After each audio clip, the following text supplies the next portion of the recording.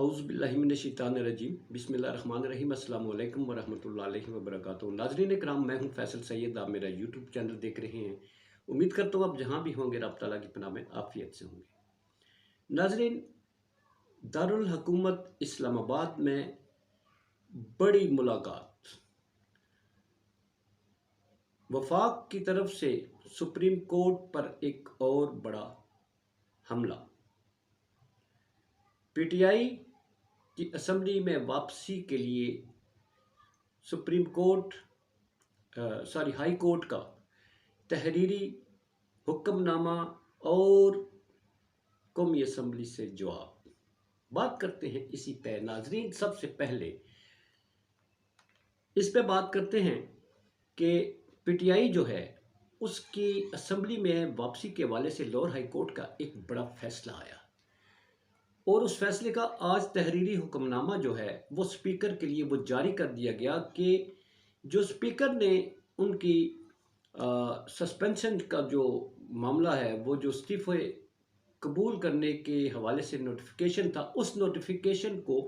कलअदम करार देते हुए लाहौर हाई कोर्ट ने अपने फैसले में इन अरकान की असम्बली में वापसी की राह हमवार की और स्पीकर को ये हुक्म दिया कि वो दोबारा इन जो अरकान असम्बली हैं इनसे तस्दीक करें। इनके इस्तीफ़ों की तस्दीक के बाद मंजूरी का या उन्हें असम्बली में बैठने या ना बैठने का जो फैसला किया जाए। लिहाजा ऐसी सूरत हाल में कौमी असम्बली से जो इस वक्त रिस्पांस आया है वो स्पीकर तो राजा परवेज़ अशरफ साहब है ना, मोहतरम, जो पीपल्स पार्टी से हैं, मगर खुर्रम दस्तगीर साहब को वो वैसी तकलीफ़ हो गई, उन्हें प्रॉब्लम हो गई इस हुक्म से ना, क्योंकि जब इक़्तिदार खिसकता हुआ नज़र आता है तो हर जगह से बंदा टक्कर मारने को जो है ना वो दौड़ता है। तो उन्होंने फ़ौरन ही प्रेस कॉन्फ्रेंस कर दी कि जनाब ये तो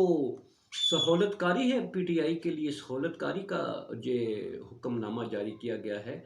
और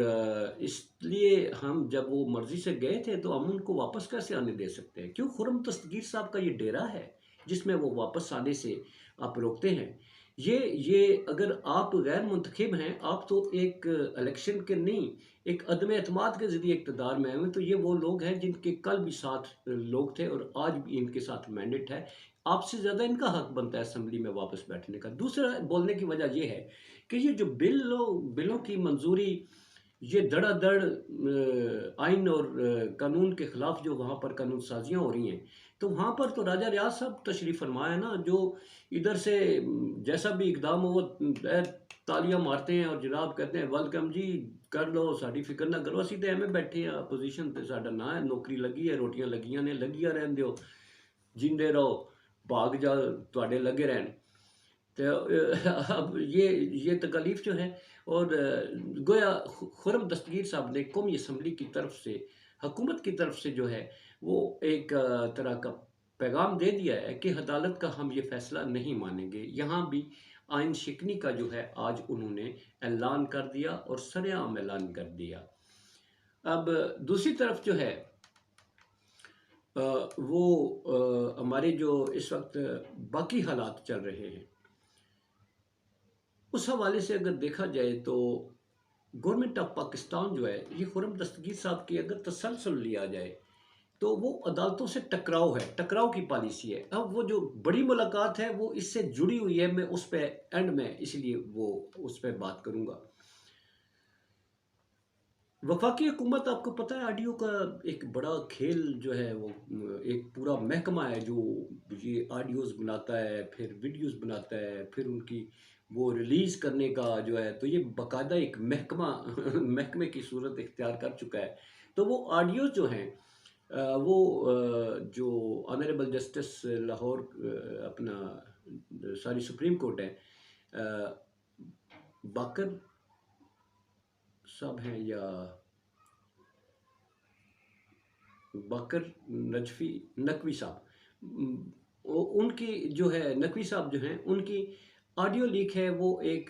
पीटीआई के जो एडवोकेट हैं और फिर साबिक जस्टिस है, इनकी गुफ्तगू है जो یہ ظاہراً جو ہم نے سنی ہے اس میں یہ ہے کہ یہ کسی کیس کو ڈسکس کر رہے ہوتے ہیں، اور یہ کیس کہاں لگانا ہے کہاں نہیں لگانا ہے، اور یہ مشورہ کر رہے ہوتے ہیں۔ سابق جسٹس ہے، ظاہر ہے وہ سابق جسٹس ہے تو انہوں نے لا چیمبر بنایا ہوا ہے، تو وکیل جو ہے ان سے مشورہ کر رہے ہیں، ان سے مشورہ لے رہے ہیں۔ لا چیمبر ہے تو ظاہر ہے مشورے دینے کے لیے بیٹھے ہوئے نا۔ ہمارے کئی جانے والے جو ہے باب ہیں جو یہ کورٹ سے ریٹائر ہوتے ہیں تو وہ اپنے لا چیمبر بنا لیتے ہیں، وکیل ہوتے ہیں ان کے ساتھ، تو لوگ ان کے پاس کیسز بھی آتے ہیں، سینئر جو وکلاء ہوتے ہیں وہ ان سے معاونت بھی لیتے ہیں، گائیڈنس لیتے ہیں۔ تو اس حوالے کی وہ گفتگو ہے، مگر جو حکومت وقت ہے انہوں نے ایک جوڈیشل کمیشن جو ہے وہ تشکیل دے دیا ہے۔ ویسے تو یہ commission supreme court of Pakistan کے جو چیف جسٹس ہیں ان سے مشاورت کے بعد تشکیل دیا جاتا ہے، تو اب چونکہ حکومت چیف جسٹس کے ساتھ تو ہے ہی نہیں، تو ان کے مد مقابل یہ سمجھتے ہیں، حکومت سمجھتی ہے کہ جو جسٹس قاضی فائز عیسیٰ ہے وہ چونکہ مخالف گروپ ہے ان کے مطابق، تو وہ اس 3 رکنی انہوں نے وہ جوڈیشل کمیشن بنا دیا ہے جو تحقیقات کرے گا یہ آڈیو لیکس کی۔ اس کی قیادت کریں گے جسٹس قاضی فائز عیسیٰ۔ دوسرے اس کے ممبر ہیں آنریبل جسٹس اسلام آباد ہائی کورٹ سے، اور تیسرے آنریبل ممبر ہیں بلوچستان ہائی کورٹ کے chief justice Balochistan high court سے۔ یہ اس پہ تحقیقات کریں گے۔ اب جسٹس قاضی فائز عیسیٰ صاحب جو ہیں، جیسا کہ وہ قومی اسمبلی میں اکیلے وہ گئے تھے عدالت، یہ 50 سالہ تقریبات جو تھی نہیں اس کی آئین کی جو گولڈن جوبلی تھی اس میں وہ شرکت کرنے کے لیے گئے تھے، تو اس میں خاصی وہ تنقید کا نشانہ بنے، مگر اس تنقید کو انہوں نے اسی وقت جو ہے وہ ضائع کر دیا تھا، اس کا اثر زائل کر دیا تھا کہ انہوں نے کہا کہ یہاں میں کسی پولیٹیکل اجتماع میں نہیں آیا، میں یہاں آئین کی جو اس وقت تقریبات ہے میں اس میں شرکت کے لیے آیا ہوں، میری پریزنٹیشن جو ہے یہاں پر تھی اور اس لیے میں آیا ہوں، میرا سیاست سے، بلکہ وہ اٹھ کر چلے گئے تھے جب سیاستدانوں نے تقاریر شروع کی۔ تو اب اس جوڈیشل کمیشن کی جب وہ سربراہی کریں گے تو ان پر جو پہلے سے سوالات اٹھنے شروع ہو گئے ہیں کہ گورنمنٹ نے شاید سپریم کورٹ کے اندر جو دراڑ پڑی ہے اس سے فائدہ اٹھانے کے لیے، اس کو مزید ہوا دینے کے لیے یہ کمیشن تشکیل دیا ہے، جس میں ٹارگٹ کیا جائے گا ایک حاضر جسٹس ہیں اور سابق ہیں اور یہ جو وکلاء ہیں، اور نتیجتاً پی ٹی آئی 2 ہے یہ ٹارگٹ پہ ہر طرف سے۔ تو اب جسٹس قاضی فائز عیسیٰ صاحب کیا سرپرائز دیں گے؟ وہ حکومت کو کچھ سرپرائز دیں گے یا عدالتوں کو سرپرائز دیں گے؟ کیونکہ امید ہے کہ وہ آئندہ کے چیف جسٹس آف پاکستان ہوں گے تو اپنے اوپر کوئی ایسا داغ دبا لگنے نہیں دیں گے، اور حکومت نے اپنے تئیں سارے اہتمام کیے ہیں، جو اٹارنی جنرل ہیں وہ ان کی معاونت کریں گے، پھر انہوں نے چاروں صوبائی حکومتوں کو بھی کہہ دیا ہے، اور 2 میں تو ان کے اپنے ہیں حکومتیں ہیں جو نگران ہیں، تو 2 باقی جو ہیں وہ بھی پیپلز پارٹی ہے اور وہ بھی پتہ ہی آپ کو کس طرح کی معاونت کریں گے۔ بہرحال اس میں جسٹس قاضی فائز عیسیٰ کا بڑا امتحان ہے، اور گورنمنٹ نے اس طرح سے سپریم کورٹ آف پاکستان کو انڈر پریشر کرنے کے لیے، ججز پر مزید دباؤ بڑھانے کے لیے اور اس ٹکراؤ میں مزید شدت لانے کے لیے یہ خود ایک کمیشن تشکیل دے دیا ہے جو تحقیقات کرے گا۔ حالات کس طرف جا رہے ہیں یہ آپ کو معلوم ہی ہے کہ راستہ جو ہے وہ سارے تباہی کو جا رہے ہیں، اس میں کوئی بھلائی کا راستہ نظر نہیں آ رہا۔ اب جناب بات کرتے ہیں اسی سے جڑی ہوئی حالات، جس طرح کی جوڈیشل میں اس وقت جوڈیشری میں پیدا کر دیے گئے ہیں، ہر جگہ ٹکراؤ ہے، جہاں سپریم کورٹ سے کوئی فیصلہ آتا ہے حکومت اس کے خلاف بل پاس کر لیتی ہے۔ ابھی تک تو سپریم کورٹ آف پاکستان جو ہے وہ ان کے ٹارگٹ پہ تھی، مگر اب جو کہ کورٹس تو حقائق دیکھتی ہیں نا، اب اگر کسی کو اپنے غلط اٹھا لیا ہے، اس کو نظر بند کر دیا ہے، اور عدالت دیکھتی ہے کہ بھائی اس کا کیس کیا ہے، اس کا قصور کیا ہے، اس کو ریلیز کرنا چاہیے، تو حکومت یہ سمجھتی ہے چونکہ ہماری منشا کے مطابق اس عدالت کا فیصلہ نہیں ہے، زیادہ یہ جج بھی بائسڈ ہے۔ اسلام آباد ہائی کورٹ بھی جو ہے وہ بھی نشانے پر ہے۔ تو آج بڑی ملاقات جو ہوئی ہے، بہت بڑی ملاقات، اور یہ بڑوں کی بڑی ملاقات جو ہے وہ ہے اسلام آباد میں supreme court of Pakistan honourable chief justice جناب عمر عطا بندیال اور اسلام آباد ہائی کورٹ کے 5 آنریبل ججز جن کی ملاقات 3 گھنٹے تک جاری رہتی ہے۔ اس میں جناب چیف جسٹس اسلام آباد ہائی کورٹ جو ہیں یہ اس ملاقات میں موجود نہیں تھے۔ یہ جو ہیں حکومت نے جو جوڈیشل کمیشن بنایا یہ اس کے رکن ہیں، تو ہو سکتا ہے وہ اس لیے نہ گئے ہوں کہ کل انہوں نے یہ ہیئرنگ کرنے، یہ اس پہ وہ کام شروع کرنا ہے، اس جوڈیشل کمیشن پہ جو اس میں سماعت ہوگی، اس کے جو کارروائی ہوگی، تو اس لیے شاید وہ انہوں نے جانا مناسب نہ سمجھا۔ بہرحال یہ ان کی ویسے ہی ہم جو سامنے نظر آ رہا ہے وہ یہی کچھ نظر آتا ہے۔ اب یہ ملاقات اس لیے بڑی اہم ہے کہ آج جو اس لیے میں نے وہاں سے شروع کیا تھا، آج جو گورنمنٹ آف پاکستان نے ایکشن لیا ہے وہ آڈیو لیکس کے حوالے سے، وہ جو نوٹیفیکیشن جاری ہوتا ہے اور اس کے بعد یہ 5 ججز جو ہیں یہ آنریبل جسٹس سپریم کورٹ جو ہے چیف جسٹس ان سے ملاقات کے لیے پہنچ جاتے ہیں۔ یہ 3 گھنٹے تک ملاقات جو ہے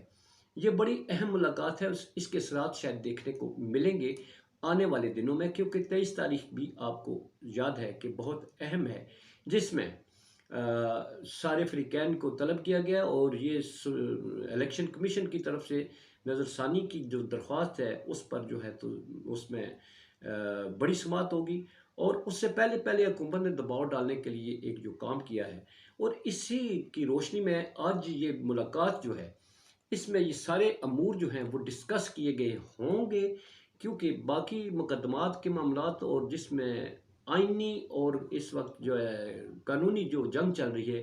اس پر یہ بیٹھک تھی، اور آئین کیا کہتا ہے، قانون کیا کہتا ہے، ہم نے فیصلوں پر عمل درآمد کیا کروانا ہے۔ یقیناً آج موضوع بحث اور موضوع گفتگو بھی یہی ہوا ہوگا۔ اب جو 23 تاریخ ہے اس کے بعد آگے حالات کیا بنتے ہیں، جیسا کہ میں آپ کو کہتا ہوں کہ ساری سیاسی پارٹیاں جو ہیں یہ شاید اپنا وقت ضائع کر رہی ہیں اور یہ موقع کھو چکی ہیں، اور مزید جو ہے وہ حالات بہتری کی طرف نہیں جا رہے۔ تو ملک چلانے والوں نے جو ہے وہ ملک میں عدالت ہوتی ہے، ایک بڑا ستون ہوتا ہے، اور دوسرا ہوتا ہے بڑا ستون ہماری فوج۔ جب یہ دونوں ہی سیاستدانوں کی زد میں آ جائے تو پھر ریاست جو ہے اس نے اپنی رٹ قائم کرنے کے لیے کچھ نہ کچھ تو کرنا ہی ہوتا ہے، اور یہ سارے سیاسی لوگ جو ہیں، یہ ساری سیاسی جماعتیں مستقبل قریب میں ہاتھ ملتے رہتے جائیں گے، جب ان کے ہاتھ میں مستقبل بعید کے فیصلے ان کے ہاتھوں سے نکل جائیں گے، اور پھر یہ وہ روتے پیٹتے رہ جائیں گے۔ پھر ان کا رونا پیٹنا کسی کام کا نہیں ہوگا، کیونکہ مستقبل کے فیصلے آنے والی حکومت جو ہے وہ جو ہوگی وہی کرے گی۔ اپنا بہت سارا خیال رکھیے۔ پاکستان زندہ باد، پاک افواج پائندہ باد۔